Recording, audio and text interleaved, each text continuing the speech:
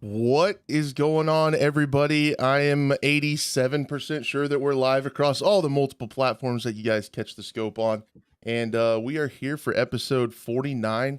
I do believe it's almost Christmas time, so I got my cool hat on. Buff made me wear it. So you can thank him for this disaster on my head.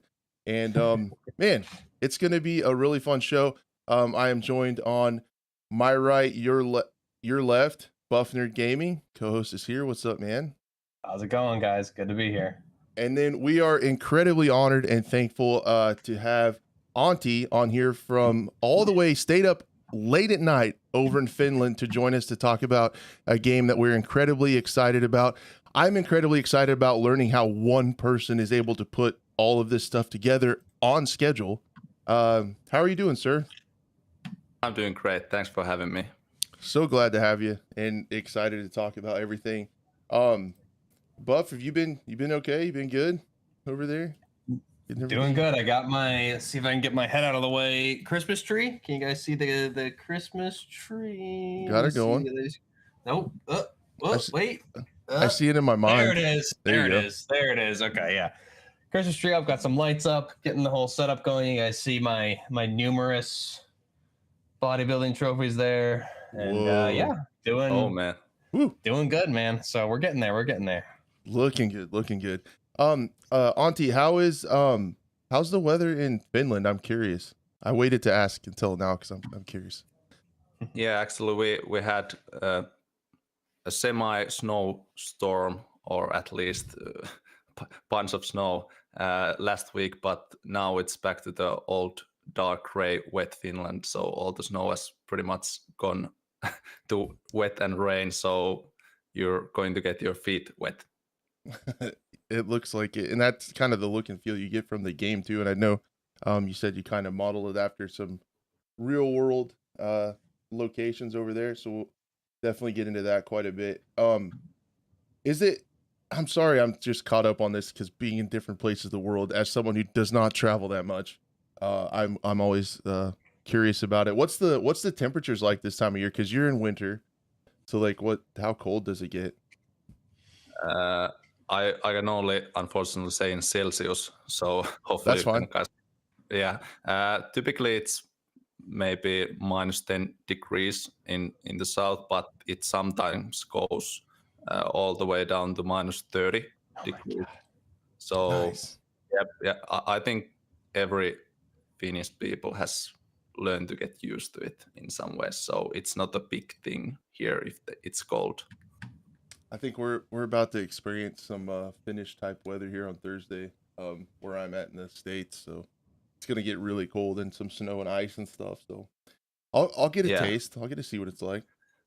This winter is going to be a bit different in Finland. I don't know if this is like USA thing also, but the electricity prices have like quadrupled here. So it's going to be pretty tough time for lots of people, but yeah, I've heard that across EU.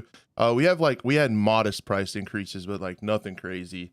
I actually heat my home with wood pellets, with like pellets of sawdust that they make into pellets, and I have a stove that burns it, and it's like a renewable resource that you buy big bags of it, and so I heat my house. So I'm really lucky to be able to do that, so it doesn't cost too much. And luckily, also in Finland, lots of people have fireplaces and such. But I know personally many families that are going to pay like over 1,000 euros per month for the electricity, and they don't have all the modern things to cope. So it's going to be rough. But we have our government is now trying to figure out how to like control this thing. Yeah, I hope they get help. That's crazy. Everybody at least deserves to be warm, man. So hopefully they get that figured out. Yeah, I've heard that all across EU. There's some energy issues going on. With it's pretty bad. All the stuff going on over there too, in the eastern part of the continent. So yeah, I was gonna talk to you a little bit. I think it makes sense to go in chronological order. It does for my boomer brain anyway. So I wanted to talk to you a little bit about what got you into gaming, and was it at an early age? And like, kind of, what are some of the iconic games that stuck with you, or you kind of grew up with? Yeah, I'm pretty much the guy who has fallen in love with the one genre, and it's survival games, and it all like started for me back in 2012 when I found this Arma 2 Daisy mod, and I was really mesmerized, and I could almost say like I was obsessed with the game. And for then, I also learned that in Finland there was this, I don't know if you guys know Remedy, which has done Max Payne and those kind of games.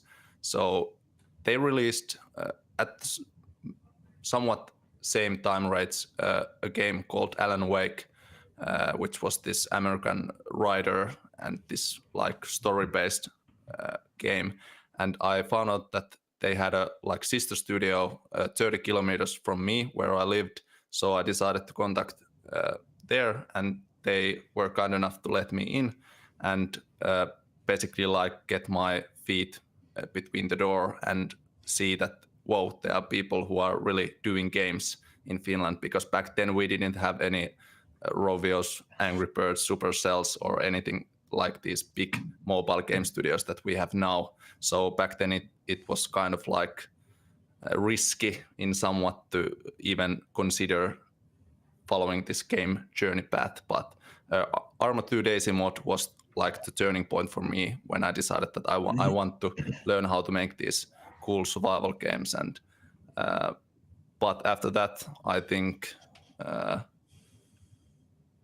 I've always been kind of like single player guy, honestly, even though Arma 2 Daisy mod is a multiplayer game, but I'm pretty lone wolf when it comes to gaming, and I really like experiences that are not hand holding.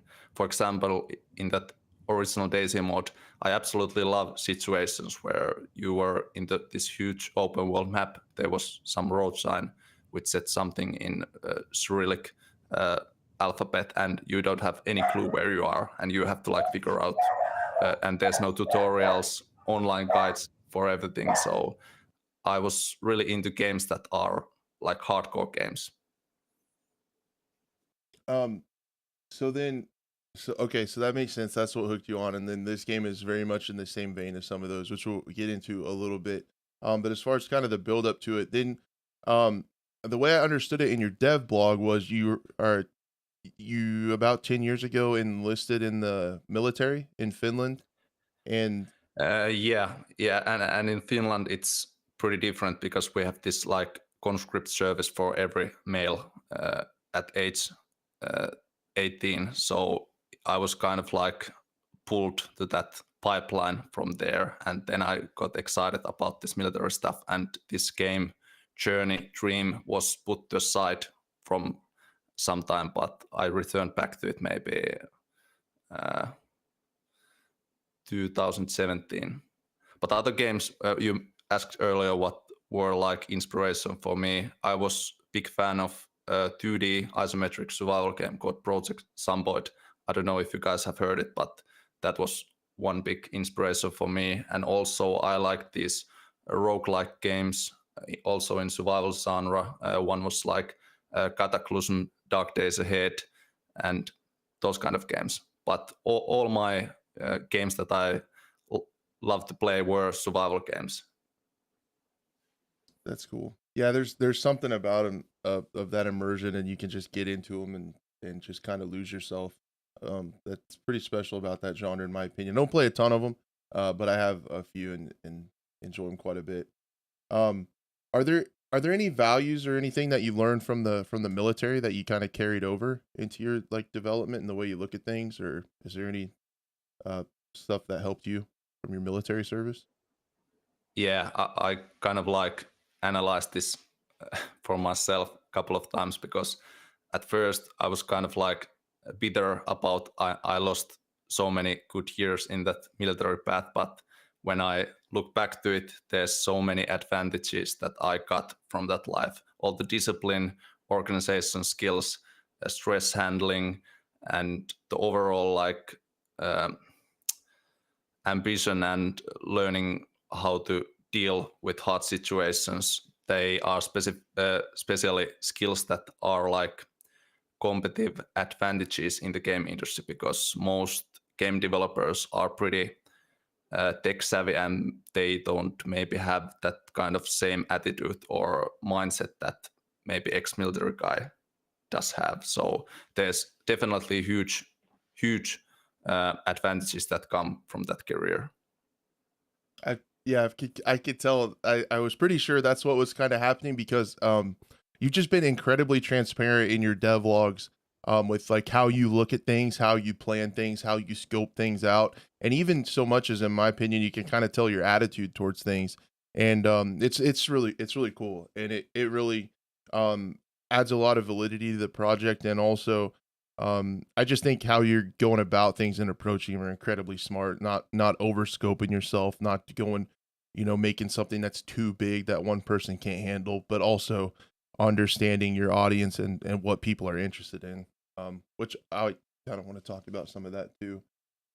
Yeah, Are there and on top of that military career, one we can talk this more in depth if you want, but one key point in my career when it comes to game dev was that game teaching job, because we did at the time almost 50 games per year there when I was designing, taughting this visual game design.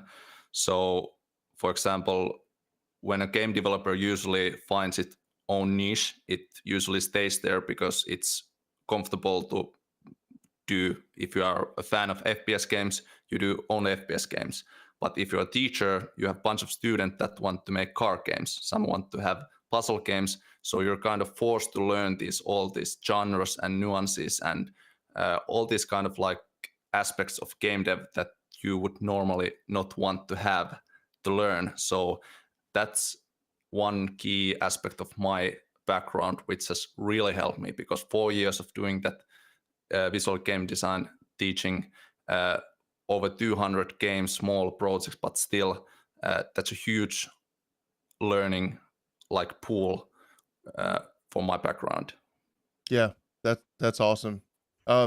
So yeah, that makes total sense. So you're doing all these things that you normally wouldn't do, but there's probably bits and pieces from each little project that you can learn and say, "Oh, that's cool," and that kind of applies to what I want to do. And you probably have learned quite a lot more than you would have if you just would have stuck with survival only in that, right, and kept yourself inside that box.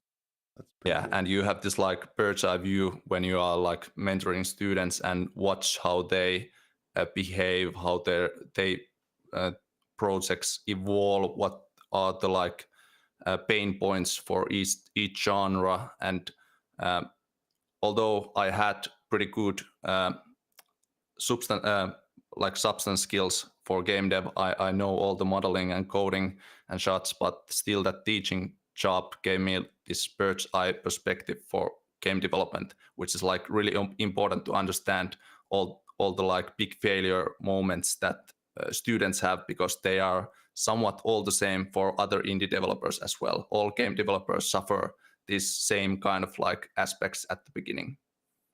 Yep. This is really cool. It's all making sense because ever since we Buff and I've talked about it before, like ever since we followed the game, it's like, how is one person putting this together? But it just sounds like the last 10 or so years have kind of built you into the perfect person to take this on. So that's really cool. It's all starting to make sense. Um Before we get into the particulars of the game, as far as the overall vision goes, were there any other travel or life experiences that kind of fed into the vision of the game, or is it pretty much just you were a fan of that and you kind of grew up in this area? Um, I would say in Finland there are lots of these like historic places which are related to past wars and such. And I lived near those places and near the Russian border for most of my life. So having to actually see those places and with the military also understanding how our border is, how it looks, how it behaves, what kind of like landmarks there are. That's definitely one aspect that has affect this project because I lived so close to that border. So it's like my hometown was where this game is taking place. So that's definitely also that I'm familiar with the locations that I'm trying to now put into the game has helped me a lot. That's really cool. So the overall game, the premise of it is it's a hardcore single player survival game set in post-apocalyptic border zone between Finland and Russia. And my simple brain, like the first question I want to ask is kind of really broad, but and I want to get into more details in a minute, but is there any backstory? This is what I've been wondering. I'm wanting to ask you. Is there any backstory as to what caused the apocalypse? Or is it Yes, just there is, and I have actually written quite in-depth lore for this game.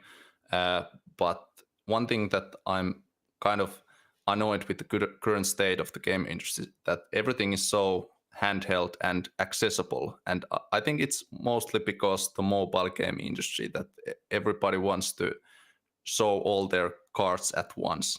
And for me, like I mentioned, that experience with the Daisy and getting totally lost, I'm really careful to tell certain things about this project, even though I love transparency. But for example, I'm not going to show any screenshot of the Vostok side of the map. I want the player to actually feel that when he first time goes there. that's And I cool. think there's some X factor to this that you don't know what happened. I'm going to give small tips and like visual clues with the upcoming public demo too, where you can actually travel to the border zone and across it. But in terms of explaining, doing some lengthy YouTube video, this is the lore, this is what happened. I don't want to do that because I want actually that this game is a hardcore game and you have to learn and figure out stuff for yourself. But You there did. is a lore and story to this game. That's awesome. You didn't answer my question, but it was the perfect answer to that question, if that makes sense. That's awesome. Yeah. Um, so, uh, basically most of the stuff, so you mentioned you worked for that one studio for a little bit, but is a lot of like your work with Unity and Blender and stuff like that, is that mostly self-taught? Yeah, and actually, I didn't work for them. I was kind of like a visitor for Gotcha. them. But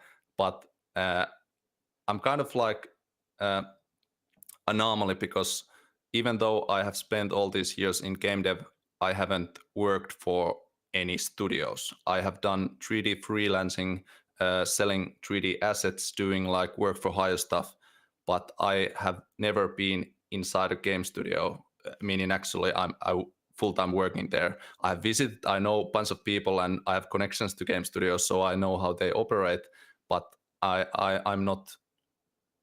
I haven't been into that path myself. So all these skills have been self-learned.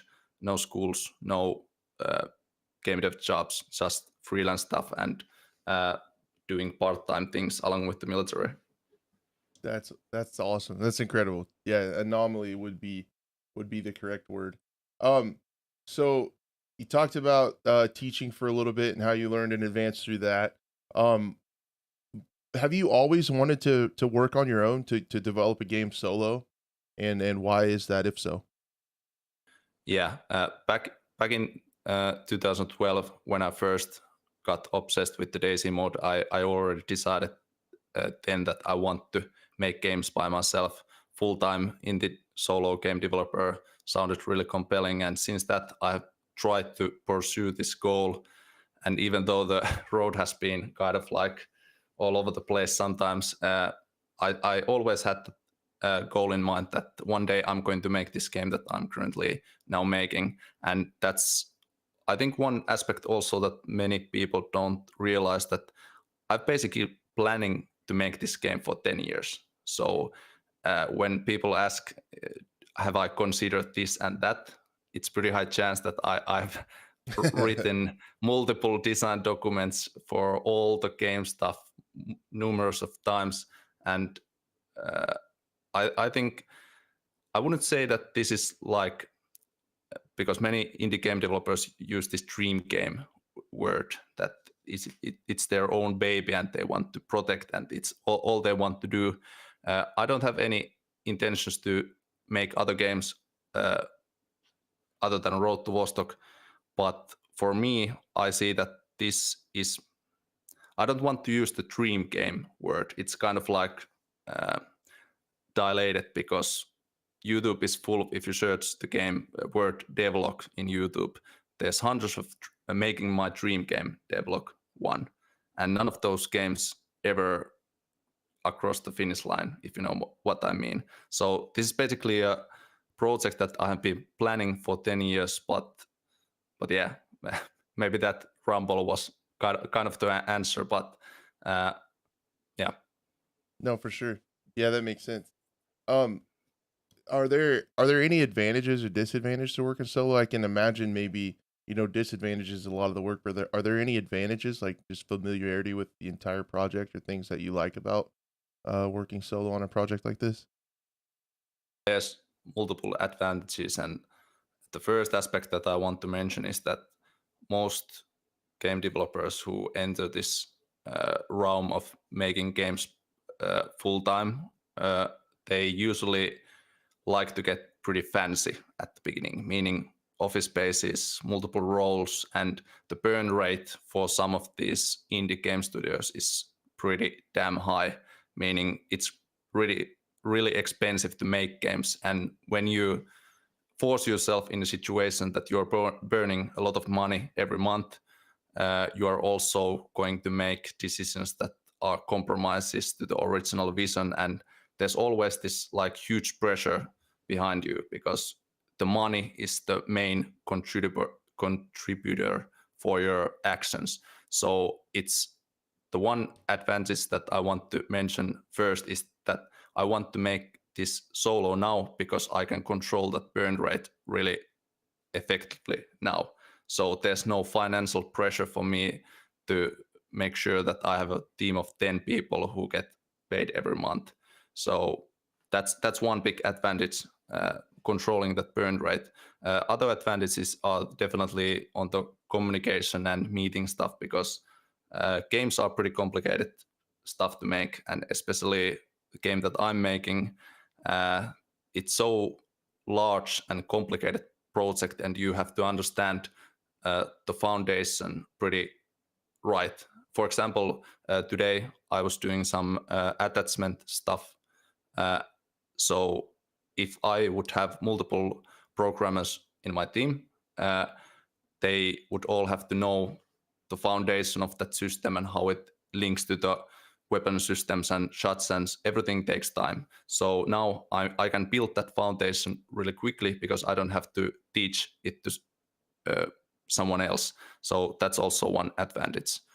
But maybe also one thing to add is that in terms of like marketing and being transparent, I think doing things solo as first is pretty compelling, because lots of people have already like thanked me because when I put out these videos or someone sends me a message, I'm the one who responds to that. There's no middlemans or community managers or someone else. And I think it's pretty special that you can talk straight to the developer nowadays, because for example, if I would like to contact some DayZ developer now, there's like 3 different community managers between me and him or her, and which is totally understandable. But at this stage, when you are capable of doing this, like direct communication, I see that it's one advantage for sure. That makes a lot of sense. And then, so yeah, right along those lines, where you're talking about transparency and communication with, directly with pretty much your fan base, or the players. Why was the decision to be completely transparent? And even correct me if I'm wrong, but with all aspects of development, from like brainstorming through the processes and how you organize your thoughts and everything, and even being open source with a lot of, like, there's no copyrights on anything, even assets, if I'm not mistaken. And just what was some of the reasonings for being so transparent in the process?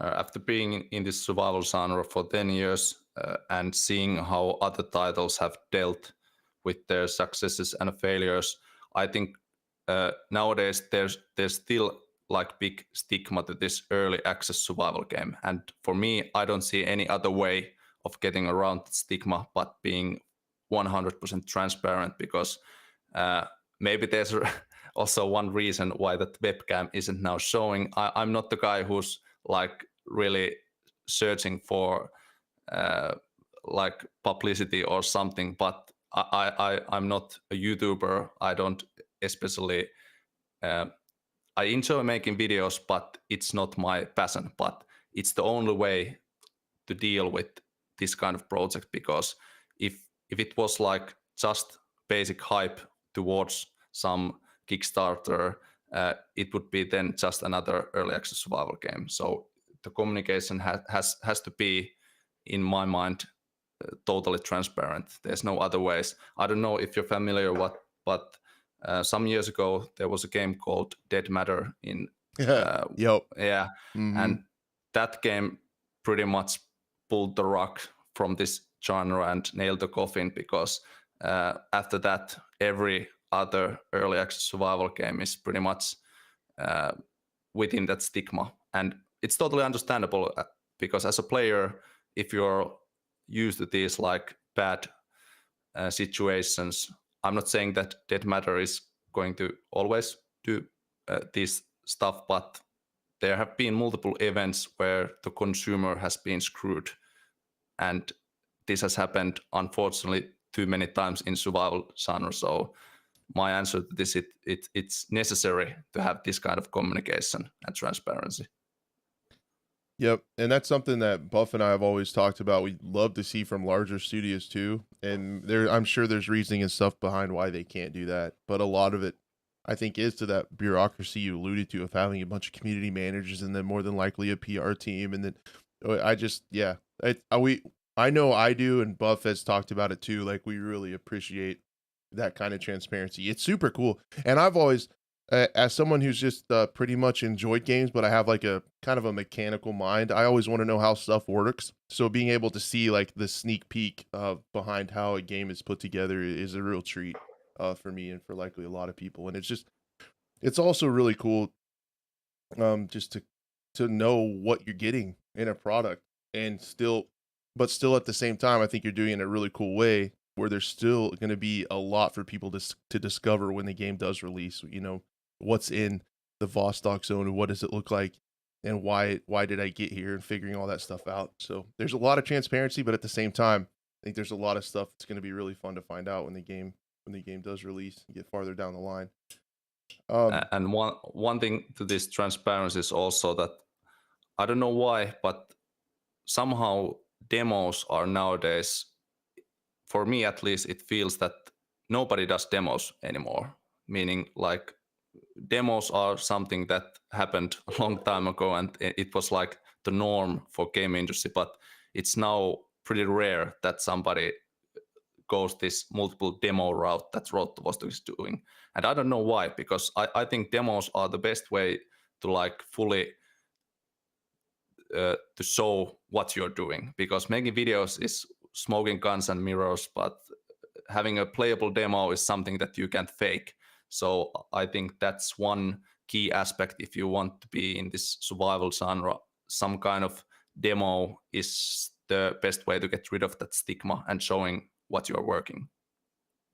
Yeah, that's really cool, because we've noticed it, especially in the AAA space. It's like they call it a beta, but it's like 2 weeks before release. It's like you're not going to change anything. It's a marketing tool. It's not really a beta or a demo. So in the pre-production time, you said you started with a year pre-production to kind of feel things out. One of the things that I thought was really cool is you said you built tools, and you also came up with kind of the visual style and stuff like that. But some of these tools that you built seem really insane that kind of what I want to say, automate some of the more tedious and time consuming processes. So what were some of the, like, when did you come to the realization that you needed tools and it was going to kind of benefit you quite a bit time wise? Basically, Road to Vostok is hugely ambitious project for a single developer, and I'm not saying that I'm always going to do this alone, but as long as I'm doing it alone, it's also necessary that there's tools to help this process, because if you are doing everything manually and you haven't really thought through the process of how you're going to develop stuff, there's no progression. So these tools are just necessary for this kind of development team where there's only one people. And for me, the pre-production is also one key aspect that is often misunderstood in game industry, and especially in indie games, because most indie developers are so passionate about their dream games and passion projects that they want straight to jump into developing them, meaning modeling, coding, but the actual planning and like figuring out the roadmap and how to make it more efficient. And also one key aspect of these tools are, if you think game engine is basically like your house. Sometimes your house gets dirty and messy. There's all kinds of like trash.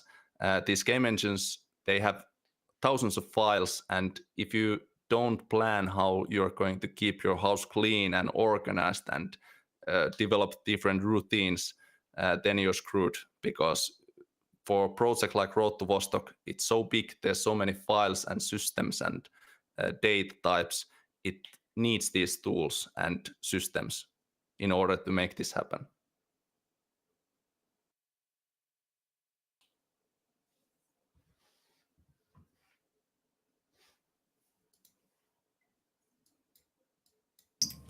Did we lose you, Crash? Crash, you're on mute.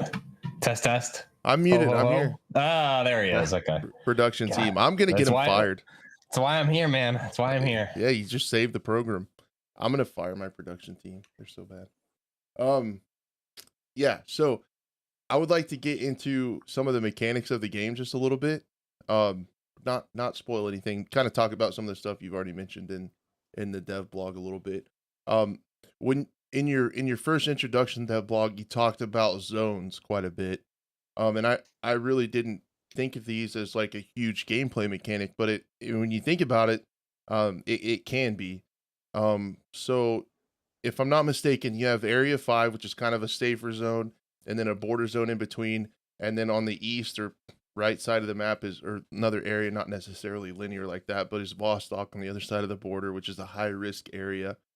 In maps with transition points and then movements to connect to in between the maps, and kind of different difficulty ratings. And then one of the things that I thought was incredibly interesting, to get across the border into Vostok, there are crossing points. Can you talk a little bit about those? Because those sound really interesting to me, and hopefully I got everything right with kind of how it's set up. You got it perfectly right. It's all about this horizontal difficulty, meaning when you move towards east, the game gets harder, but the loot gets better.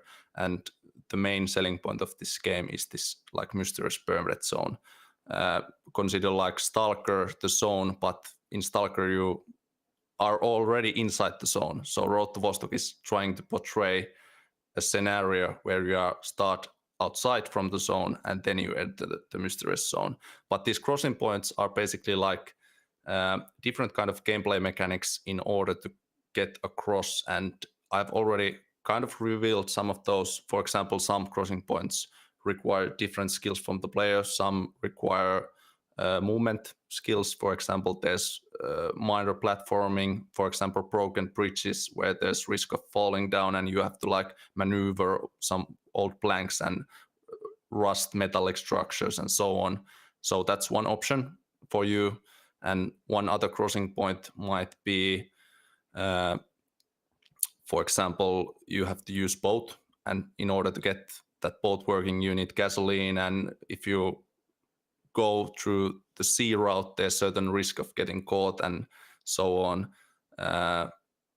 And then some crossing points require combat skills. It's heavily guarded like border outpost. So having these multiple approaches, and the game word Road to Vostok means that you are like figuring out the best road to get there. So having these different kind of gameplay mechanics in these crossing points are one way to portray a user-defined path of how you get there. Yeah, that's really cool. It sounds like it's not really a shooter. It's as much as it is a platformer, driver, shooter, like puzzle, like that's cool. It sounds like that's a really neat way to keep the replayability going, which is always one of my I don't know, sticking points or concerns when it comes to a single player game is replayability, but it sounds like you pretty much addressed that with those mechanics.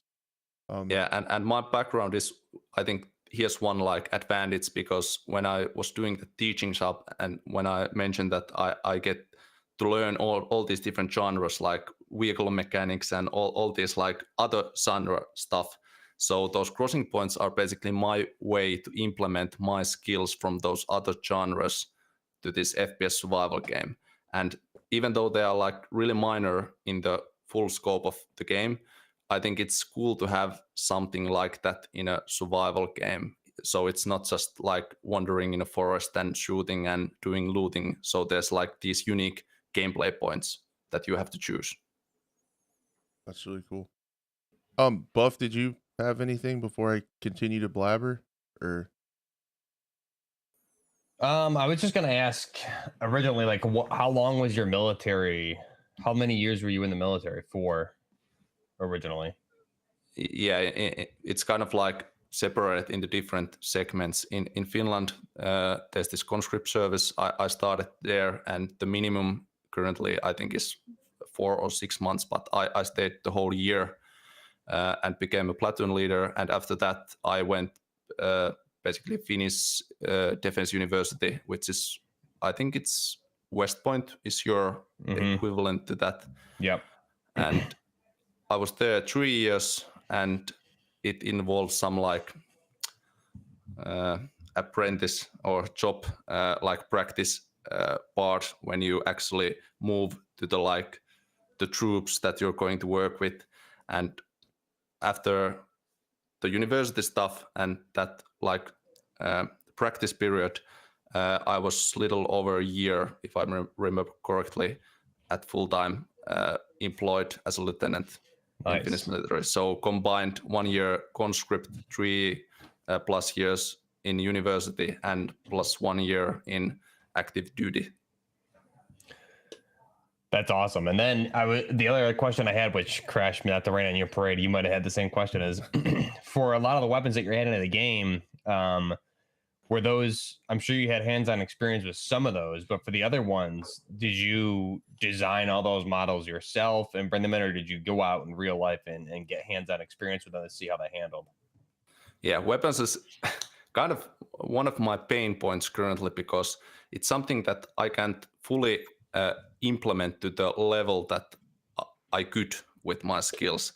But I have to kind of like hold myself back, because it's not wise to spend all my time figuring these small minor details related to weapons, even though I know this. And it's kind of painful sometimes to release something like arcade and mediocre weapon stuff, even though I have the knowledge to make like really top tier weapon stuff.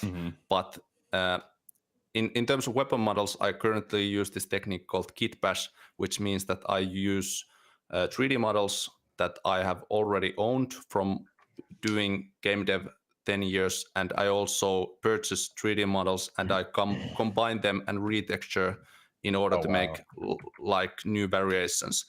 And weapons are the only thing in this game that are somewhat outsourced from this kit bashing technique. Other than that, everything is done by myself. But in the future, every single weapon in Road to Vostok is going to have this totally unique materials and weapon systems to them. So no outside stuff. It's only now because I want to progress fast. So I'm using other models now. Yeah, your focus is on the overall game and not exactly. So does that also include like optics and attachments and things like that? Are those also outsourced currently? Yes, some of them, yes, but this attachment system is so fresh because I started last week. But you just started doing it, one thing related to weapons is that in Finnish military, you actually don't have that much, like, even though I was in the infantry, our weaponry is kind of like narrow base, if I could say. So, for example, all the like NATO, American weapons, ARs, and stuff, I have very little experience in those and knowing all the details. But for that reason, because I want this game to be the best hardcore survival game that there is, I quickly found out that I have to learn this stuff because even though I have this military background, it doesn't help me with your weapons because I don't know those kinds of weapons. You were trained on Eastern Bloc, like AK platform, right? I know all those weapons well, but in terms of ARs and your weaponry, I decided to contact a couple of guys in Finnish who do competitive shooting and have all this knowledge, really deep knowledge about guns. And you have probably seen a couple of clips from the shooting range that I have shown. So I have basically mentors now that are teaching me those weapon related knowledge that I don't have yet. Awesome. So step by step, I'm acquiring that skill set that I can develop weapons that I haven't used in my military time. Yeah, that's awesome. That shows a great like attention to detail for you to outsource, like go out and get the information from others who know what you don't know. You have a more expertise on Eastern Bloc, and then it's where does the Western expertise come in, and you went out and found that information. So that's great attention to detail. It's really good to see. Yeah, and I quickly found out when I started making these videos that because this game kind of like also tickles the Tarkov community, which is really weapon heavy knowledge. Yes. So every video that I put out is somewhat under microscope because there are so many people watching who know tons of stuff about weapons. So I also want to up my game in terms of that I know what I'm talking about. I had one video actually where it was a mistake, but I had like pump action shotguns and bolt action rifles that ejected the cartridge before reloading. So it was basically like auto ejecting cartridges, and I get probably hundreds of email messages, thousands of YouTube comments pointing those things out. But I think it's great that people have expectations because if you are mentioning that you're a hardcore survival FPS game, that sets a certain bar in terms of realism, and I'm totally okay for saying that I don't know everything yet, but I want to learn those things in order to get those into the game. I when I started my content originally and it took off, I had the same, I had a base knowledge and all the comments and everything. There was a lot that I didn't know, and it forced me to up my game and become just like this overall weapon expert now. So and I wouldn't have been there if it weren't for all the comments. So it's ultimately a good thing, I feel, for your knowledge base. Yeah, and I actually love to learn this stuff. For example, these attachment systems that I have done now a couple of weeks. I had zero knowledge about, for example, suppressors and how they are connected to ARs and how drum mags actually work in an AR build and all these cool nuanced things that I feel are really interesting. And for me, after learning with my mentors who taught me about weapons, I'm pretty sure that someday I'm going to start this weapon thing as a hobby also, for meaning doing some, I'm not sure competitive shooting, but some kind of shooting hobby along with this game dev stuff, because it helps so much and I've gained so much knowledge in short period of time. So this project will go on so many years in the future and post launch stuff. So I want to make sure that I have right skill set in terms of weapons. Yep. The three of us are on the same page then, just by looking at Crash's wall behind him. So yep. Highly recommend competitive shooting. It's a whole lot of fun, and you meet really awesome people too. Yeah, I love it. Yeah. So I guess, am I good, Buff? You're good. Can I get fired back up again? All right. You can go for it. All right, here Take it away. So going along with some of those I guess let's just continue on. I had one more question about the weapon animation stuff. You mentioned those are procedural and a couple times, and I I have always thought of procedural stuff and automated things like the tools. Some of the biggest problem solvers in the game industry for getting more content easier by using some of that procedural stuff. And this is, and I'm more asking because I am just a stooge that enjoys playing video games. Um, so what are some of the advantages? Because if I'm not mistaken, some of the other ways you can do those animations are with like mocap and then like traditional keyframe, like moving the rig like every frame and making keyframes. Has the procedural stuff really sped it up and allowed like for easier future content? Basically, there's like 3 approaches to doing FPS systems in video games. You have basically this manual approach where every movement is somewhat handmade, and they are usually keyframe animations. And then there's this hybrid method, which combines some procedural noise and patterns, which are implemented through code. And then, like the cherry on top, is that reload animations and such, which are hard to do in procedural manner. They are done handmade by an animator. And then there's this fully procedural approach that I'm currently using, where everything is done by code, and there's all kinds of curves, noise patterns that try to simulate recoil, breathing, weapon sway, and such. And this is one of those things that is again implemented because it speeds up so much. I can basically add 3 weapons per day if I want, if I have all the audio files. So there's no, like, the animations are the huge thing that I want to solve to do procedurally, because it hasn't been done in the game industry. I haven't seen a procedurally made good reload animations yet in FPS or survival games.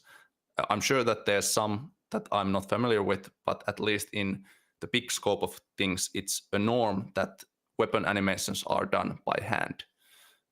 And there's all kinds of, currently the best way to do is this hybrid method, where you're taking the same approach that I'm doing now, but then you do those weapon animations by hand.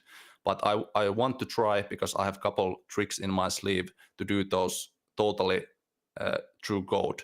Because if I can pull that off, meaning rest of the development, I can add weapons to the game without having to do manual animations, it's like 10x multiplier to productivity.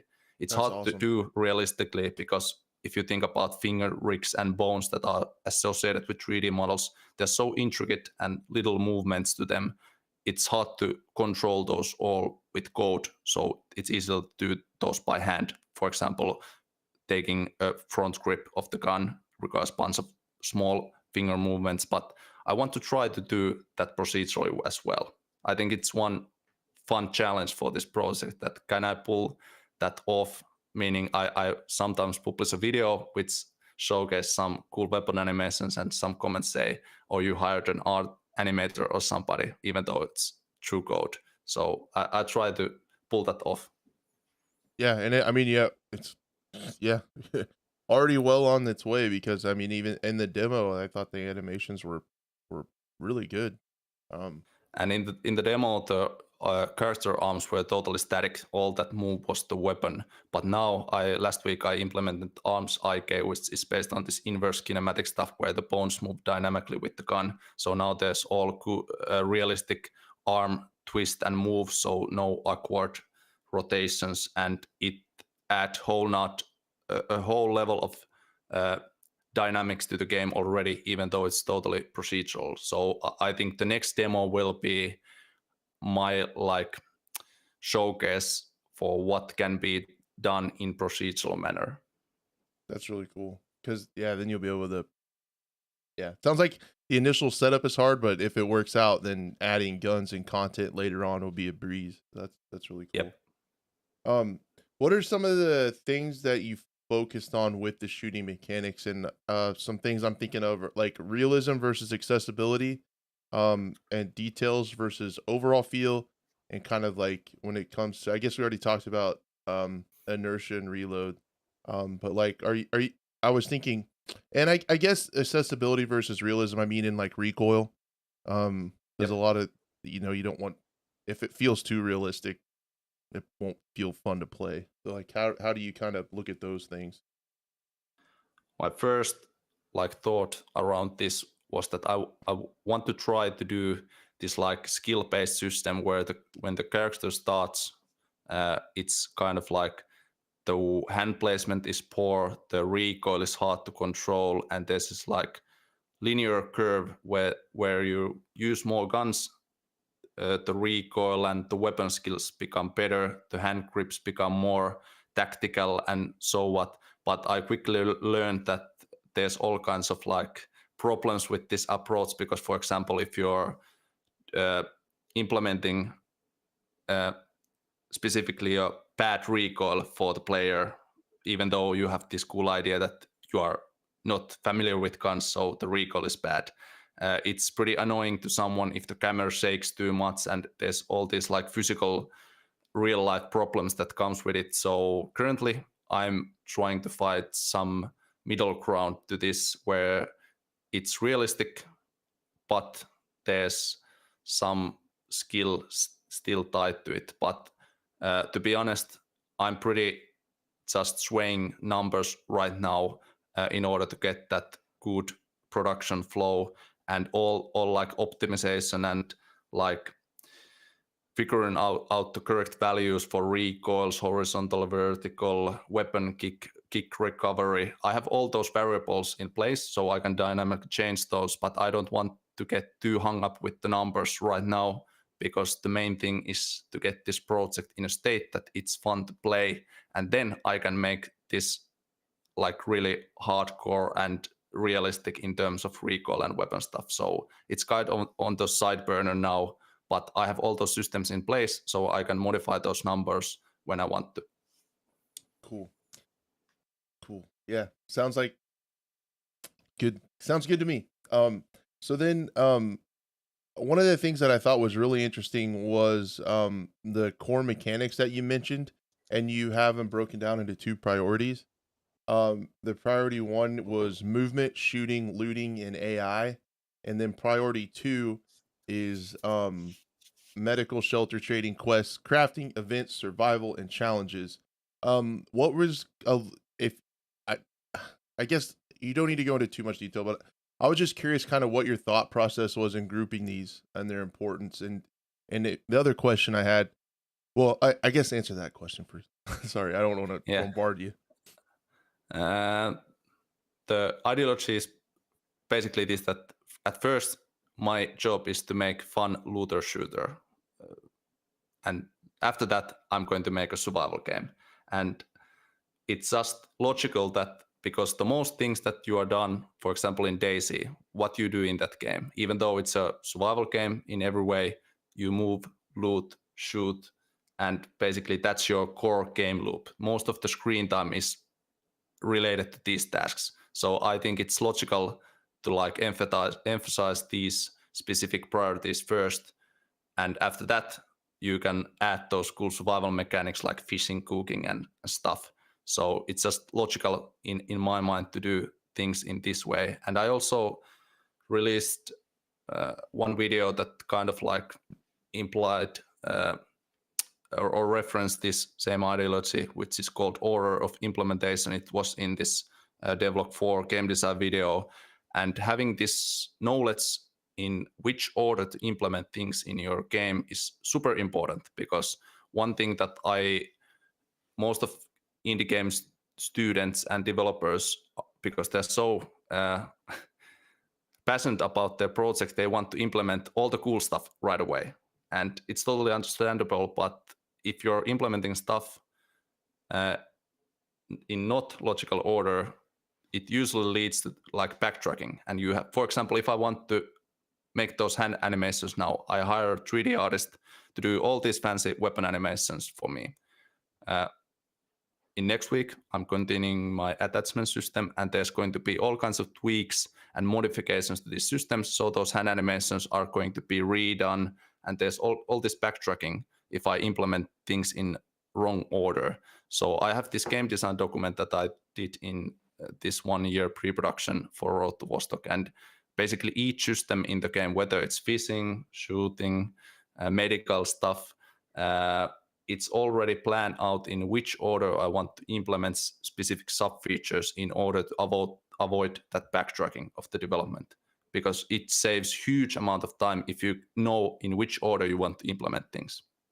And that's also kind of hard, because when you're looking through YouTube comments and you see that some feature is really demanded and there's hype for some cool features, but you can't add those cool features right now, even though you can and you want, but you have to implement things in right order. That's really smart.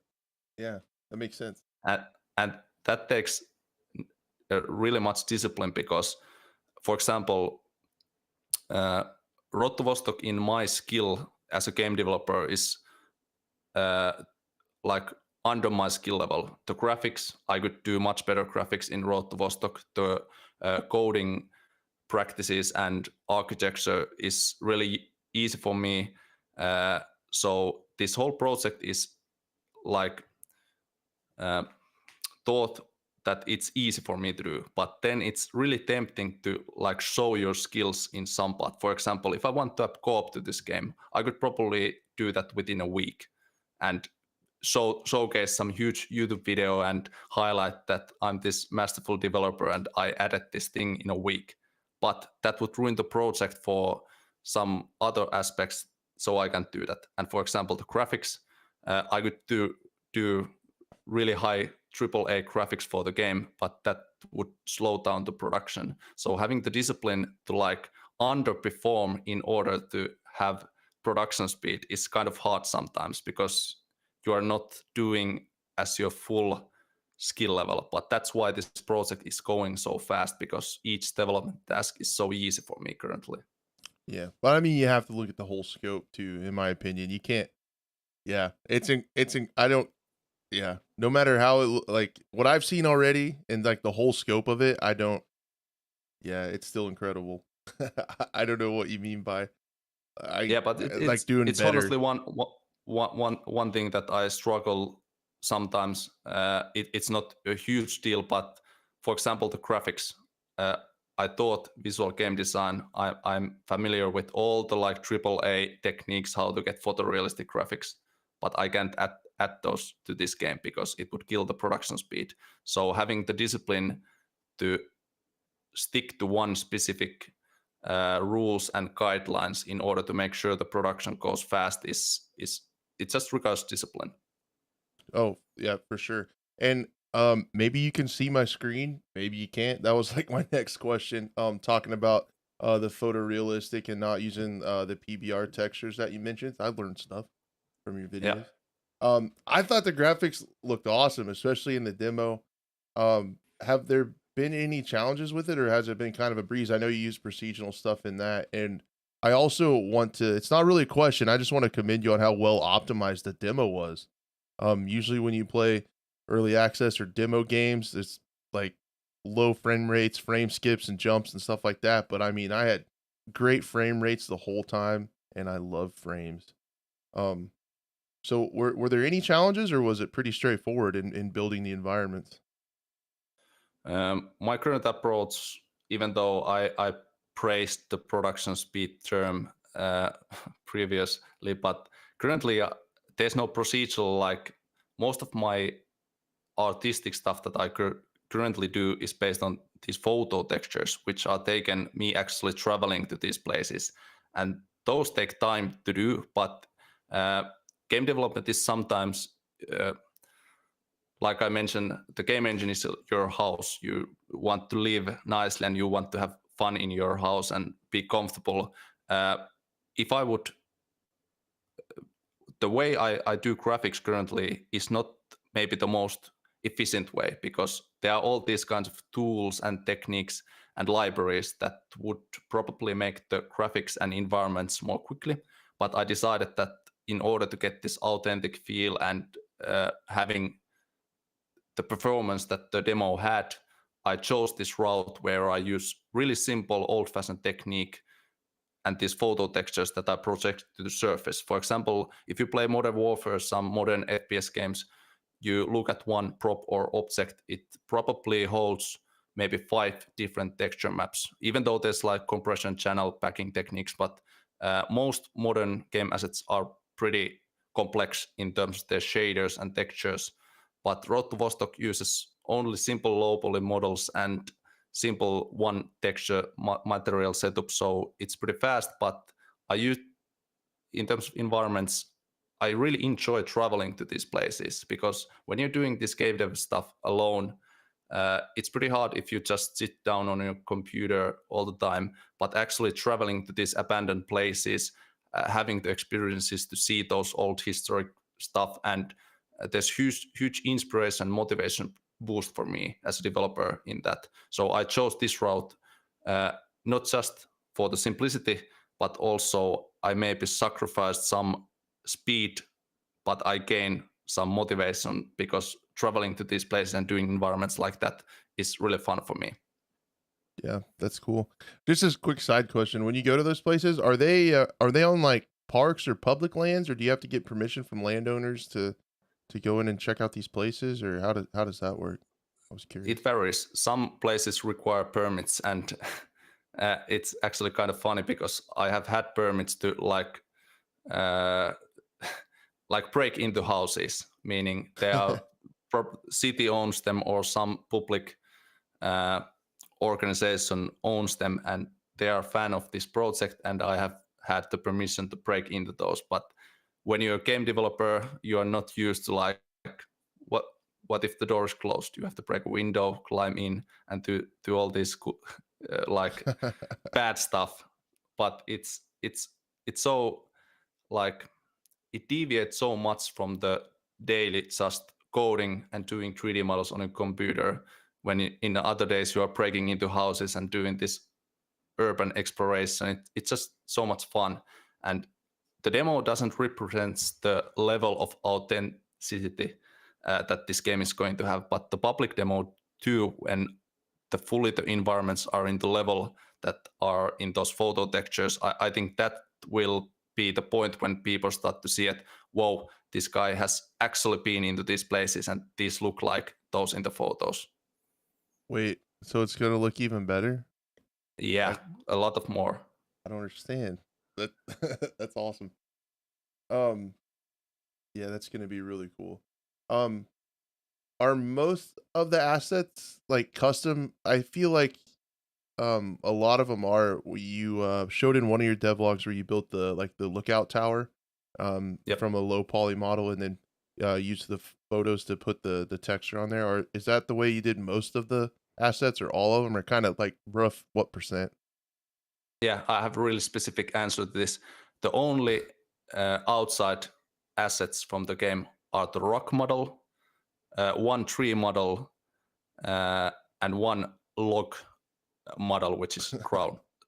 So 3 models, nature models, are external, but every other piece of prop, building, item is all handmade through these photo textures. If you see a radio in some house, it's actually a radio that I have picked up from the local flea market. If you see some backpack, it's one of my military backpacks that I own or I purchased. So every asset is totally custom made for this game. And the reason why that's important is because, I don't know a word for this in English, but in Finland we have this word tilkkutäkki, which means this blanket which has multiple different kind of colors. And usually games are, if you are outsourcing all of your assets outside, you have so many like stylistic variations and different colors, material properties, so your game tends to look not coherent. And for Road to Vostok, I wanted really that this game looks coherent in terms of visual things. So having those all done by myself kind of like secures that this game is going to look coherent. Yeah, that's wild. That you built all those from scratch. Then the other thing, just really quick, before a couple of kind of the overall wrap up questions, I wanted to talk about audio just a little bit. Um, how has audio been in Unity with like directionality and kind of realism? And one of the things I saw was really cool. You had these zones. You built like a big concrete silo, and then you could Yep. tell when the player went inside, the echo, the reverb changed quite a bit. How is that with audio, and is it the same kind of process where you go out and record these and yourself and put them in game, or do you get them from a registry or something like that? Audio is one aspect that requires kind of fancy equipment. I'm really like kind of I don't want to purchase high-end cameras and gear because it's all about like uh,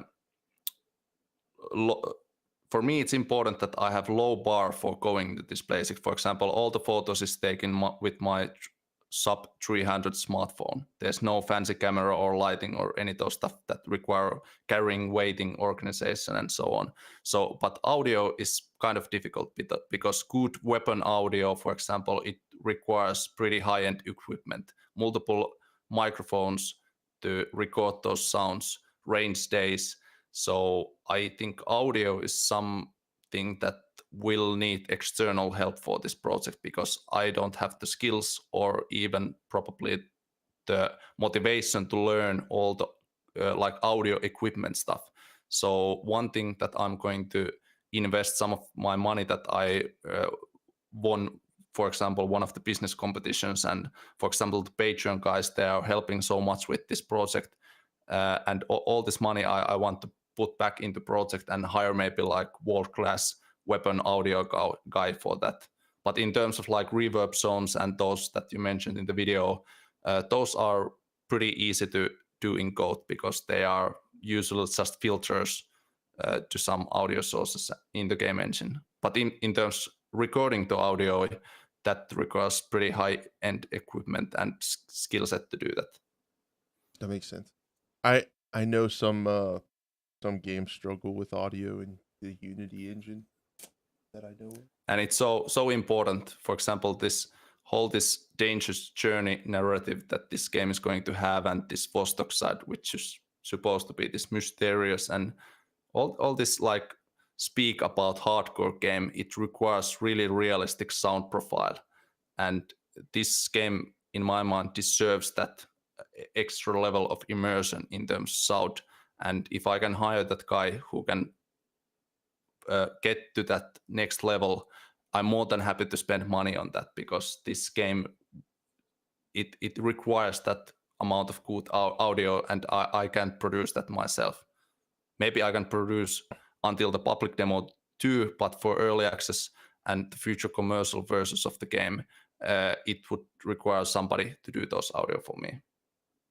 That's really cool. Yeah, audio is really, really important.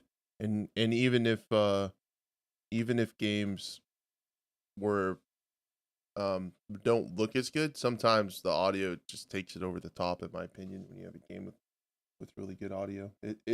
It's I feel like it has more to do with the immersion than you think sometimes at surface level. Yeah. Cool. And then kind of along the same lines of audio, what about the soundtrack? I know you put out some of those songs and stuff like that. How did the music for it come to be? Because it's perfect. Yeah, there's one guy who is doing all the OST stuff for Road to Vostok, and he's totally great. He has understood perfectly the vision for this game and like the aesthetics and what I want from that soundtrack. But I also recently collaborated with one Finnish composer who started working on the ambient side of the things, and that is going to be one of the key things for the public demo to like portray this ambient feeling of getting close to the border zone. You can feel the tension rising and more like scare. Not scary is the bad word, but I would say tension is the right word. This like mysterious feeling, and that requires a bunch of ambient audio design. So there's also one guy who's helping that, but currently there's two audio guys. They're not full time, but it's more of like freelancer stuff. That's cool. Yeah, tension is going to be what it's about, because if I remember right, I saw that you if you're in the Vostok zone and you die, you lose literally everything. So Yep. Bummer. That will help build some tension. I consider in the next demo it's one of the like key points for this project that when you are going into that crossing point and you cross that Vostok, that should be the special feeling, because this game is all about that border zone and that mysterious zone. And this all reflects back to the DayZ. It had, I don't know if you guys have played DayZ, but there was this abandoned airfield which was called Northwestern Airfield, and it was like the high tier, high risk area. And the next demo is going to portray this dangerous journey idea where you're getting close to the border zone, and it requires a bunch of good audio and ambient design in order to portray that feeling that shit, this is intense. Yep.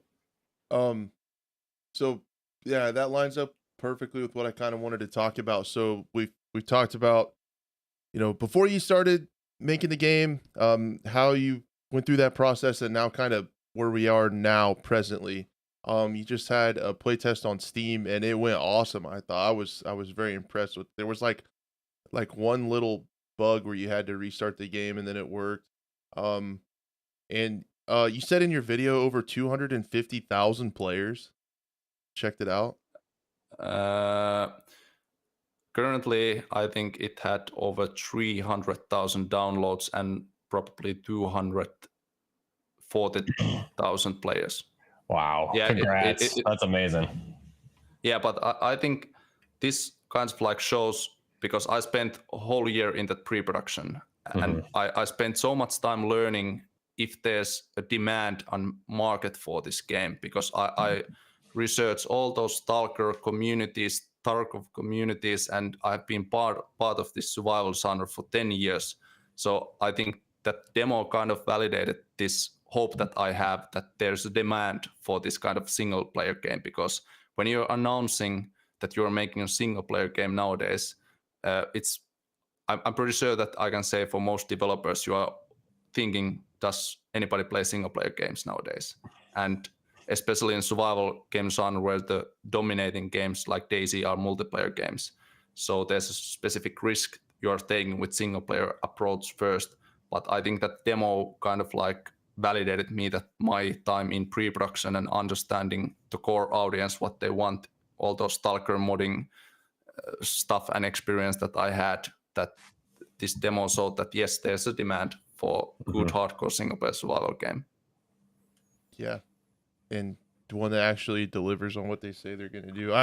I'm with you. I totally got in several games. I don't really need to talk about them, but that came to mind when you talked about the stigma of early access survival games and how so many of them have promised the world and then kind of flopped and not followed through. But yeah, I mean, you've obviously done all your research, and it's a definite recipe for success. So the next thing, then the public demo did get an update where you changed the inventory system. That was really cool.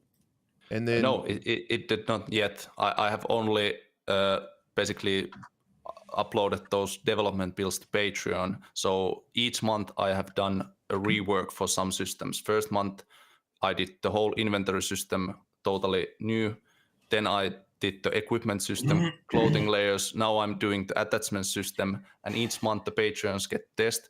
But all these new features and levels and details are going to dumped into the public demo 1 at some point next year, probably Q1. And then everybody can test those, all the new stuff. Okay, because I saw a gameplay of it, so I thought they were the Steam updates, but they're to the Patreon. Cool, because I knew I'd seen that somewhere. So then public demo 2 is, I mean, and that's been the other really neat thing, how you've said, this is the time frame, and you've met deadlines every single time. The next big release will be a public demo 2. Is that still on slate for Q3 of 2023? Yes, and I'm really careful about hyping things up, but some things that are happening behind the scenes and all the cinematic stuff, and there's so many people who are drawn to this project, and I have the privilege to like get these opportunities, whether it's directors or some audio guys. I think the public demo 2, if everything comes to plan, is going to be the moment where people realize that, oh wow, this isn't just another hobby project, and there's something to this which is kind of different. And that public demo too, if everything goes right, I think that will be a big moment for survival game genre. If I can portray that thing that I mentioned, that this dangerous journey and how one developer can handle this, I think many people who are afraid for this project and considering if this ever gets done, if this is just another survival game which is stuck in early access for 20 years, I think that public demo one will show the progression and all this planning that I have had all these years for this game, because that first demo was kind of like just a snippet of what I have done, but that public demo 2 is the actual vertical slice of the game. That's really cool. Yeah, because then I see I have the roadmap on the screen, or excuse, the production team has the roadmap pulled up on the screen. They finally did something right for once. So looks like it's going to be 3 maps kind of in the Area 5, a couple stash houses, and then the crossing points, and then a map in the Vostok area, the dangerous zone. So it's going to have, the public demo 2 is going to be our first glimpse and hands-on with the actual gameplay loop, right? With the kind of the journey from safe to danger and taking that risk and going after the loot. Yes, and I consider this pro demo as a success if I can take people's breath away when they enter that red map, because like mentioned, I don't want to talk anything about that. I'm not going to show any screenshots, and it has to be experience in the game. And nowadays, it's so rare to have those gaming experience, especially in single player games where you're like, whoa, this is something that I haven't seen, or I haven't heard any tutorials or videos or screenshots. So that one red map is going to be my big wow moment for that demo and showing this awesome. What is Vostok. That's really cool. Look forward to that. I didn't realize that it was going to be. Yeah, that's really cool. It's a great balance between communication and transparency, but also like hype and mystery, and that's going to be really exciting to check out. The only game I can think of that kind of did that recently was like and it wasn't a shooter, was like Elden Ring, where the map was so big and you discover these new areas that no one had seen. And I can see it being like that. I'm looking forward to trying it out, and then I'm going to die and lose all my stuff and have to try to get back there again. But that's how that's going to go. But I remember if I can share like a little bit of a story and like why I really think you're on the right track with everything. Not that my opinion matters, but when you said with your demo, I sent you a message and said congratulations on the demo, and you said that you were surprised at how people, there wasn't a lot of people saying, they expected more, or there's not enough stuff here to make a game and all that. And I just said that was a reward to you for being so transparent and just showing people, putting people's expectations in check and right where they needed to be. So I think you're really on the right track with the transparency, and you're just going to see more of that of people being excited, and you basically just told everybody what it was going to be like, and it was that, and to me more, because I didn't expect it to look that good and run that smooth so early on. So yeah, I think you're working really hard on it, and I'm really happy to see it paying off, because I really respect the transparency and the straightforwardness that and one thing I also want to mention, that this transparency thing also includes that I want to tell honestly if there's some problems in the development, even though I said things have been so easy for me currently. But for that public demo too, if there's some development tasks that are going to be an issue in terms of time and schedule, I'm going to be totally honest about that. I'm planning to be on this, nailing every milestone and deadline for this project, and it seems that I have plenty of time to catch that, but there's always a risk, because if you're doing everything by yourself, what if you get sick for a month? That kind of like ruins for your timeline. So I'm just hoping that there's no big surprises, but if there is, I'm going to be totally honest, because that's the best way to deal with in this genre. And one thing I also want to mention, that I have learned a lot of things about content creation and titles. For example, there have been quite a number of Road to Vostok related videos on YouTube, and some of those titles are, of course, because you want to get clicks. Is this the new Tarkov killer? this game will destroy Daisy, and having to balance those titles and expectation is all I consider it's my job, because it's not the content creator's job to set realistic expectations. It's my job. The content creator wants to have the most like highlighted thumbnail and title, and I totally get it, but my job as a developer is kind of like counter that in these development videos and show the real what is going on.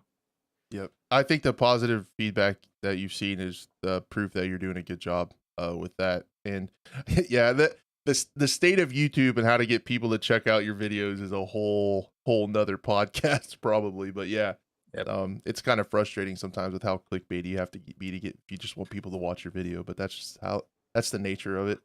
If I can add one thing, I remember in the beginning you asked if there's some problems that I have had or some things. One issue that I have personally had is with this Road to Vostok YouTube channel is that I've been teaching game dev and I have pretty extensive knowledge about these systems and how the best approaches to some like FPS stuff would be. So I'm really struggling because I would want to make YouTube videos and do this content creation and do these in-depth devlogs, but I always have to like suppress this need or desire to make those, because each video, I'm sure you guys know because you do content creation full time or at least so much more than I.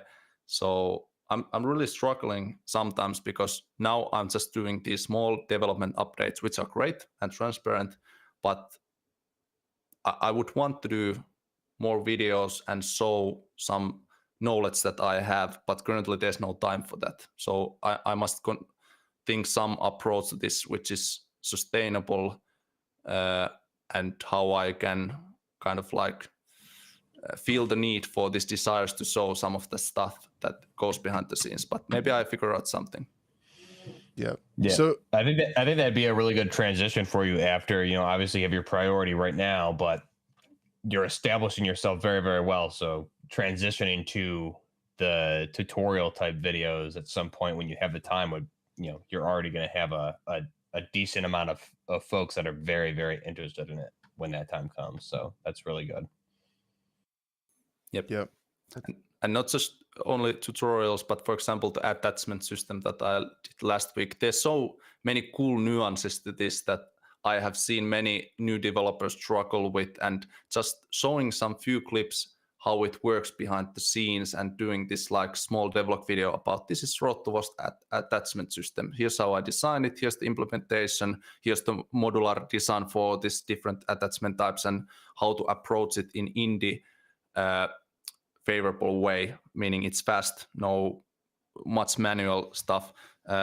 So I definitely will need to figure out some ways of how I can make those videos fast and fulfill this need of showing these things. Yeah. That there's similar ways to approach video making as you do with some of your tools and stuff. Setting up editing templates and stuff where you kind of just drop the footage in and scripts and overlays. There's ways to make that faster too, but I get it. I would love to see those videos too, but understand. I'm really bad at like the voice and like the speaking voiceovers in videos. They, for example, each devlog or where I speak in English, I have to like record one sentence at a time because I'm not happy with the pronunciations or everything. So I think one key aspect to making videos faster is getting comfortable of recording like long sessions, and don't be afraid if you screw something up, because now my routine basically involves, if I want to do some more in-depth video, I go to the coffee shop, I write a detailed script of word to word that what I'm going to say in English, and then I record those phrase by phrase, and I screw most of the sentences probably 10 times. So it's so time consuming to do that voiceover for me. So for why I'm joining this show and why I'm doing live development in YouTube is to getting familiar with speaking English and being comfortable of like just being in this content creation ecosystem. No, Yeah. that's really good. I mean, and one thing I think, I'm super dyslexic, so I never write anything down. Every one of my videos and everything is completely me just winging it. So, me writing scripts just doesn't work. And I think the way you're doing things is great. My goal was always to make things as genuine as possible, and I felt if I were reading from a script, it wouldn't feel genuine. And I think that whatever you're doing behind the scenes to do your voiceovers is working, because it doesn't sound like you're scripted or anything, which is I think is very important. So I think you're doing a great job. And that's the other challenge too, when you say some of that stuff, like you have to redo a sentence a bunch of times. I learned that when I worked for a production house doing filmmaking stuff, is you have to, at a point, you just have to say it's good enough, because there's like I'm sure you understand this, but there's like a negative return on time, like diminishing returns. And someone who's working on a video, and I'm sure it's the same with game development, any kind of art form, you can always keep working on it. You can keep trimming, cutting, changing forever, and it's never truly done in your mind. And you have to just say it's pretty good, because your speaking today has been awesome. Like, and nothing was written down, and you've done great today. Really, thanks. Really appreciate it. I think one aspect that helps me with this is that military background, even though it's kind of funny background, but I'm not afraid of like going into these difficult situations and embarrassing myself or getting out of my comfort zone. For example, I can honestly say this, but I'm pretty confident person. But first time when I pressed that OBS button in my first live development session, I was absolutely shit scary and terrified for that. And I haven't felt a genuine scare for probably 10 years, but I was actually scared for streaming. But the second stream, I was so much more comfortable, and seeing the progression, how fast it goes and how you're getting comfortable with doing live stuff is it's so good feeling, because you're evolving, and not just in game dev, but you are actually gaining skills that are useful for you in the future. Because if Road to Vostok aims to be this best hardcore survival game out there, I can't be this guy who just hides behind the bushes and nobody sees. I have to learn these skills now or sometime in the future. So joining this show and doing this live stuff is definitely something that I want to do in order to improve this. Yeah, doing great. Great job learning. You're obviously a really fast learner, because it comes across awesome. And live stuff is sketchy, for sure. But there's an art to it, and you get comfortable fast. I'm sure you will too. But I think with your content creation, the stuff you're doing now is a really good pace, and there has to be like a happy medium to where while you're working, you could click on OBS and record your screen and just kind of talk about what you're doing, and and then cut that down. Would feel totally awesome. I'm so jealous of people who can just record and get something coherent. So because it's so much work for me to get simple sentence. I have to, and well, I guess with that not being your native language, that is an incredible challenge to overcome, I'm sure. But with me, I pretty much have to make my videos over lunch, so I have like 30 minutes to make them from start to finish, edits, overlays, thumbnails. Like, I gotta like be really fast. So I've gotten better at that. But yeah, I'm actually redesigning this, because currently I'm doing these VIP videos, which are these short 2 to 4 minute development updates on YouTube. But I'm redesigning that concept to be maybe a bit longer and more, I wouldn't say artistic, but more probably well thought out and what I want to show. So the first video that will come after the New Year's Eve, meaning end of January, it's going to be like this Road to Vostok devlog chapter 2.0. So I think I have good formula for those videos, that they will be fun me to do, pretty fast to do, but they still would kind of improve that devlog game in some way. That's awesome. If anybody, yeah, you're gonna transition and do content creation just fine. Like you're doing awesome. If anybody has any questions, before we went live, Auntie said he would answer a few of them if you guys have some.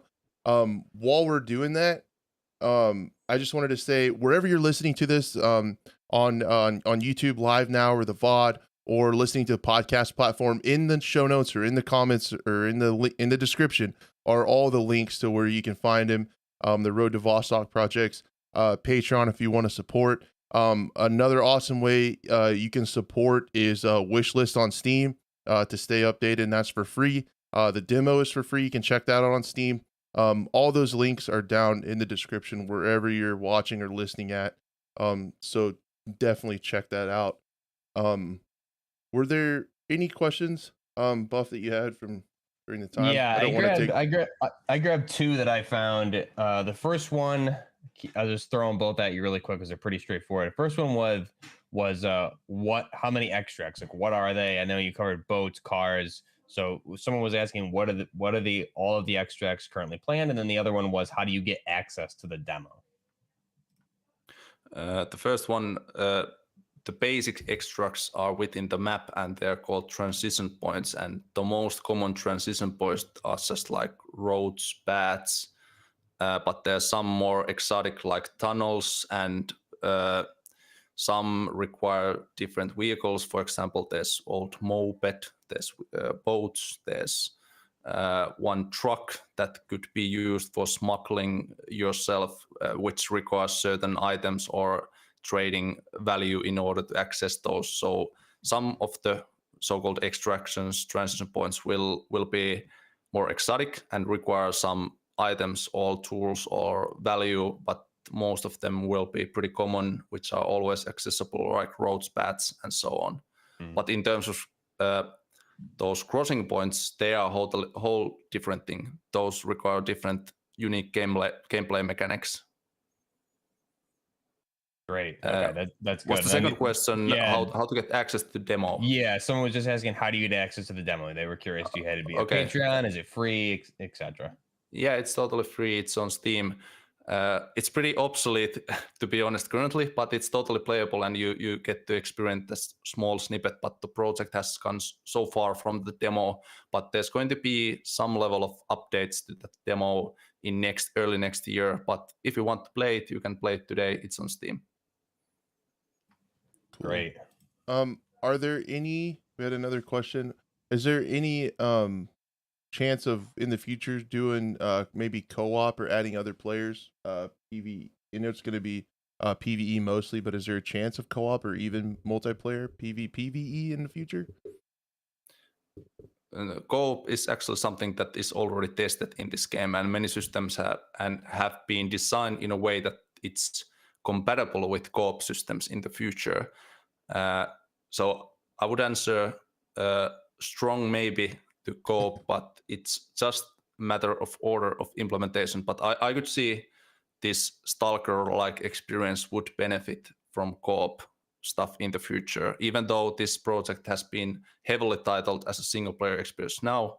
But I'm not going anywhere, and I'm not in a rush. So in the future, the co-op is definitely something that would add value to this. I don't see that this project is going to be a Tarkov competitor and this high PvP shooter, because that would require so many other elements. And I'm pretty sure that you are aware of like how you previously talked with Big Fry, probably with this topic, meaning how many systems and thought processes PvP game requires. So it's not on the plate for this project, but co-op is something that is.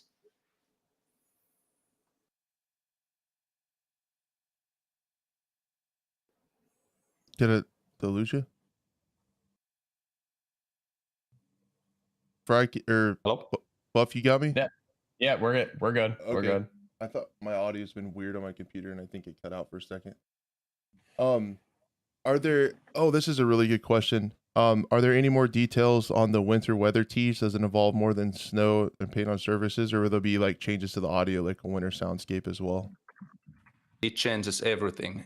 Winter is designed to, even though the base game is already a hardcore game because there's a risk of losing all, but do you guys know the term Iron Man mode for some games? Meaning, for example, you can play RuneScape in Iron Man mode, and if you lose your gear, you lose everything. So Road to Vostok doesn't have a specific Iron Man mode, but it will have a starting menu where you can toggle different options for your gameplay experience. And one of those options will be seasons.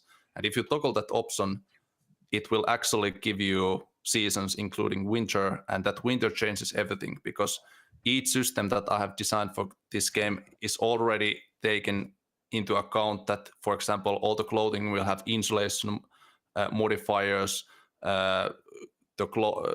ice might affect some surfaces, all the footstep sound has already been, snow has been laid to those detection things, so that winter will be kind of like a separate gameplay experience, and it's going to be pretty brutal because the winter side of the things for this game, it's going to be a whole nother like multiplayer in difficulty. But that's basically like Iron Man mode for Road to Vostok. If you don't want to have that winter experience, then you just toggle that option when you start the game. Man, you've thought of everything. We can't stump this guy. That's crazy, man. That's awesome. Yeah, sounds amazing. Yeah, this is one of the single player games that I have 0% concern about, like the replayability and the longevity of it. And especially since I would urge you to maybe potentially increase your target price for $20. Holy cow. Like that's a lot of content already talked about, especially with the amount of maps and things that you've talked about. I mean, you could bump that up a little bit, maybe. Yeah, it's more of like when I mentioned that burn rate and how costly it is to make this game. So basically, I have so little development cost for this game now because most of it is totally handmade by me, and there's no expensive studios. So it's not just deciding the price point, it's more of designing how big you want your community and potential audience to be. And if I have the leverage to modify that price point without sacrificing the actual like economy of my company, because there's no big burn rate for this project, I'm more than happy to choose certain maybe lower price point in order to gain more audience and maybe modding communities and such. So I think that's one competitive advantage for this kind of game, if you can like play with the price point without having to like worry about if your studio or company will survive. He's thought of everything. I can't stump him. Can't get him. So no, that's really cool. Anything else, Buff? I think we covered everything.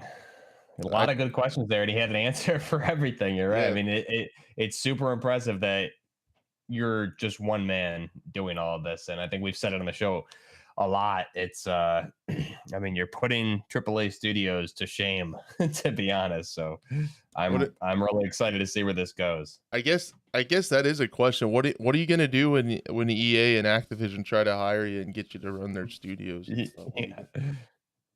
I'm not going to do anything. I have chosen this path for a long time ago, and I've already resigned from 2 careers for this project. And I can already say that if I wanted to choose a different path, there have already been multiple opportunities for me to take that path, but I have declined those paths because this project, there's no hiding, this will take years of my time, and I'm totally prepared for that. And I truly want to see, because that's a whole thing for this game. The survival game genre has been pretty quiet for many years. There hasn't been much innovation, and there's always the same games on top of the Steam chart. There's Daisies, and of course there's new games like Dead Sides and Scum and some, but still the survival genre is pretty stagnant, if that is the right word in English. Yep. So I really want to see that there's a new experience and like really handcrafted project that is not just trying to quickly jump into another game. For example, I named my company Road to Vostok Ltd. just to like, because I'm not doing any other project. This is it. And in survival game genre, I think there's a need for this kind of project where somebody truly sticks to their idea and not just does a Kickstarter and then put out a mediocre product and jumps to the next game. Yes. Yeah, 100%. We talked about that with Big Fry too, about how a lot of folks will do a Kickstarter, kind of an asset flip and early access, and then right off into the sunset with a paycheck. And yeah, I think this game's needed too, on not necessarily just a survival level for that genre, but also just for indie games in general, to show what can be done if you put in the prep work, do your research, and take something from start to finish and prepare correctly and see something through. And I think it's going to be, as it's setting now, it potentially is going to be like kind of a beacon on the hill, a shining example of what the indie scene can do with someone who loves the game, is passionate about the project. And it's so many things, in my humble opinion, that's missing from AAA games. It's the opposite. Like the new shooters with Call of Duty and Battlefield, even now kind of being a lobby shooter. There's so many algorithms and things in them just to keep you playing, keep you into the store to buy stuff. This is going to be a game that is made by someone who loves the project, cares about it. You care about your players, obviously, and you have such a bond with the content and the game and what it is and where it comes from your homeland. And we can't wait to see it, man. And you deserve all the success you've gotten so far. Yeah, I just you've put in so much work, and it's incredibly impressive. And I appreciate you being here. Thanks. It was great. We talked for almost 2 hours about how busy you were, and you took time to come on this show. So really appreciate it. With anything, Buff or Auntie, you'd like to add? I'll just echo your statements there, Crash. I mean, like you said, it's a passion project for sure, and it shows already. So I think we've been fortunate enough to have a lot of people on this show, especially Big Fry last week, and we've been covering Dr. Disrespect's game too. The difference here is that Auntie is a single developer developing his passion project. So, I mean, the indie space is great right now, and this is another very, very good example of what benefits the indie dev space has over AAA. So this is great. And I really hope other studios are taking note of the transparency. I love that so much. Yes, yes, big. Really appreciate that too. Is there anything you'd like to say to players, potential fans, anything, Auntie, before we go? Give you the last one. I think nothing special. I'm just a guy who tries to make a good survival game and is indeed really passionate about this thing. And sometimes there's been questions like, what if somebody robs your game idea or steals your game code or takes your assets? But I've already responded that if somebody else can pull this off and provide a killer experience in survival game, do it. And I'm more than happy to open source most of the stuff that I have done in the future. I've already released a bunch of assets totally free. I'm going to release yet with another demo a whole bunch of free. So I'm all about improving the survival game genre and providing something that would add value. So there's no like hidden agendas for me here. I'm just a guy who's tried to make a good product for the game, for the genre. Well, I think the genre is lucky to have you. Yeah, I think that's a show, guys. Thank you everyone for being here. Special thanks to Auntie for being here. We will be back at some point next week. Haven't talked to Buff with the holidays and all that. We'll get it sorted out. Stay tuned to the channels. Again, it's a podcast if you want. It's available on all those platforms. And Merry Christmas to everyone that celebrates. Happy holidays to everyone. I hope however you celebrate, it's awesome. Everyone's families and stuff stays well. Safe travels, and we'll hopefully see you guys next week. Thank you so much.